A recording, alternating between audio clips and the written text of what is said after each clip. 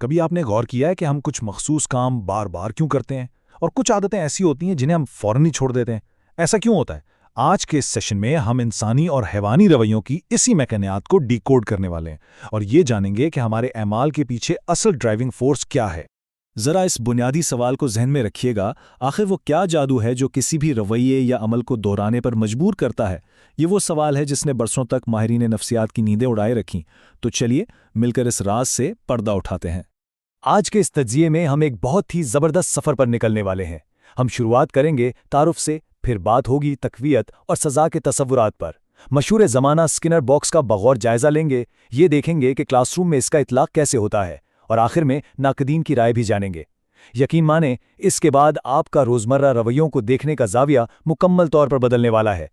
تو آئیے بنا کسی تاخیر کے سیدھا موضوع کے اندر چلتے ہیں۔ اس پوری کہانی کے مرکزی کردار بی ایف سکنر ہے، جو ایک انتہائی مشہور امریکی ماہر نفسیات تھے۔ انہوں نے تعلیمی نفسیات کی دنیا میں واقعی ایک انقلاب برپا کر دیا تھا۔ سکنر کے اس شاہکار نظریے کو آپرینٹ کنڈیشننگ یا اردو میں عملی مشروطیت کا نظریہ کہا جاتا ہے۔ سادہ الفاظ میں کہیں تو یہ سیکھنے کا ایک ایسا عمل ہے جہاں آپ کا رویہ آپ کے اعمال کے نتائج سے بنتا یا بگڑتا ہے۔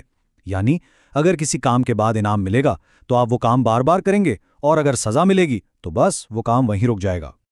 اب ظاہر ہے یہ آئیڈیا اچانک خلا سے تو نہیں ٹپکا تھا۔ دراصل سکنر نے اس کی بنیاد تھورنڈائک کے قانون اثر یعنی لا آف ایفیکٹ پر رکھی۔ تھورنڈائک نے کہا تھا کہ اچھے نتیجے والے کام دہرائے جاتے ہیں اور برے نتیجے والے کام چھوڑ دیے جاتے ہیں۔ سکنر نے بس اسی بات کو پکڑا اور اسے ایک مکمل سائنسی نظریے کی شکل دے دی۔ اچھا، اب ذرا اس نظریے کے پہلے اہم ستون کی طرف بڑھتے ہیں، تقویت یا ری انفورسمنٹ۔ یہ وہ طریقہ ہے جسے ہم کسی رویے کو مضبوط بناتے ہیں۔ تقویت کی دو بڑی قسمیں ہیں۔ ایک ہے مثبت تقویت، اس میں ہم کسی اچھے کام پر کوئی انعام دیتے ہیں، جیسے بچے نے ہوم ورک کیا تو اسے اسٹار مل گیا یا کوئی تحفہ دے دیا، سمپل۔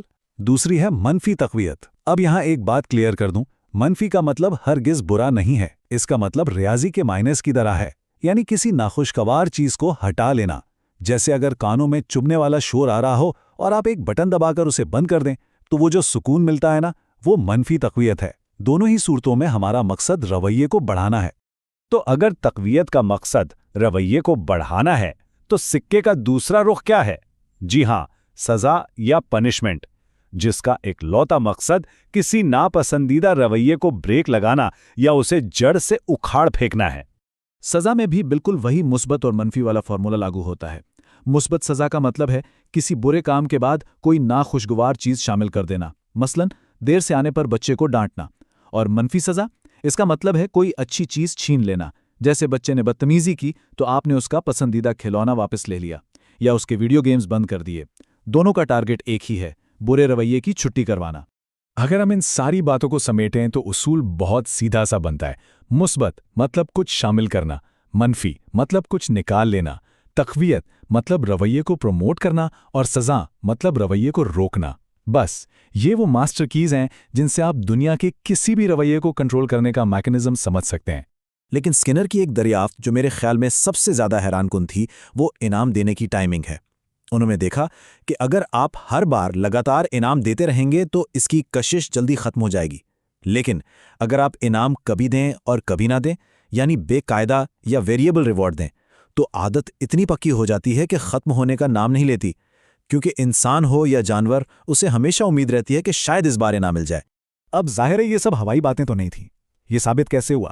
چلیں ذرا لیبارٹری کا چکر لگاتے ہیں اور سکنر کے ان مشہور تجربات کو دیکھتے ہیں جو انہوں نے اپنے بنائے ہوئے مخصوص سکنر باکس کے اندر کیے۔ تصور کریں، ایک چھوٹا سا چوہا ہے جسے ایک الیکٹرک گرڈ پر رکھا گیا ہے۔ فرش سے اسے ہلکا سا کرنٹ لگتا ہے، وہ بیچارہ بے چینی سے بھاگتا ہے اور اتفاقاً اس کا پاؤں ایک لیور پہ پڑتا ہے۔ لیور دبتے ہی کرنٹ بند۔ کچھ ہی دیر میں وہ چوہا سمجھ جاتا ہے کہ جب بھی تکلیف ہو سیدھا یہ لیور دبانا ہے۔ یہ تھی منفی تقویت کی بالکل پرفیکٹ اور لائیو مثال۔ اب دوسری طرف دیکھیے، ایک بھوکے چوہے کو اسی طرح کے باکس میں رکھا گیا۔ بھوک کے مارے وہ ادھر ادھر پیر مارتا ہے اور پھر سے لیور دب جاتا ہے، لیکن اس بار ایک خوراک کا ٹکڑا اندر گرتا ہے۔ یہاں بھوک نے اس سے وہ کام کروایا اور انعام ملنے پر چوہے نے جان بوجھ کر بار بار خوراک کے لیے لیور دبانا سیکھ لیا۔ پازیٹیو ری انفورسمنٹ ایکشن میں۔ اور کبوتروں والی بات تو اور بھی کمال کی ہے۔ اسکنر نے کبوتروں کو بغیر کسی شرط کے بے قاعدہ طور پر خوراک دینا شروع کی۔ ہوا یہ کہ کبوتروں کو لگا کہ انعام ملنے سے ٹھیک پہلے وہ جو بھی بے ترتیب سی حرکت کر رہے تھے، جیسے گول گھومنا یا گردن ہلانا، وہی حرکت خوراک لانے کا سبب ہے، اور وہ اسے بار بار دہرانے لگے۔ اسکنر نے اسے سپرسٹیشس بیہیویئر یا توہم پرستانہ رویہ کہا۔ کتنا عجیب ہے نا کہ جانور بھی اپنے تئیں توہمات بنا لیتے ہیں۔ خیر، اب لیبارٹری سے باہر آتے ہیں اور سیدھا انسانی کلاس رومز میں چلتے ہیں، کیونکہ ہمیں یہ دیکھنا ہے کہ یہ سب تھیوریز ہماری آج کی تعلیم پر کیسے لاگو ہوتی ہیں۔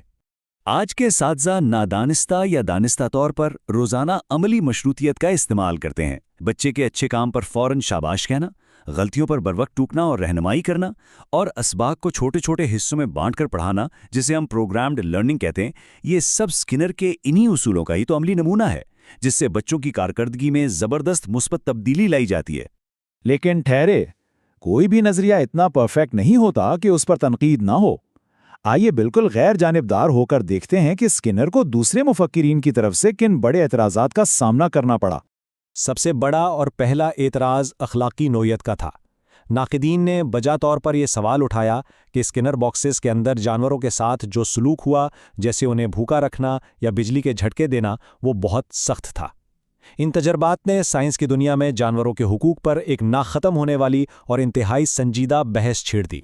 اور ایک بہت بڑا علمی اعتراض یہ بھی تھا کہ وہیں انسان کوئی روبوٹ یا مشین تو نہیں ہے نا۔ بیہیویئرزم کی سب سے بڑی خامی یہی بتائی گئی کہ اس نے ہر چیز کو بس انعام اور سزا تک محدود کر دیا۔ ناقدین کے مطابق انسان کے اندرونی جذبات، اس کا شعور، اس کا مشاہدہ اور اس کی فطرت، یہ سب چیزیں بھی تو اس کے رویوں کو کنٹرول کرتی ہیں، جنہیں اسکنر نے نظر انداز کر دیا۔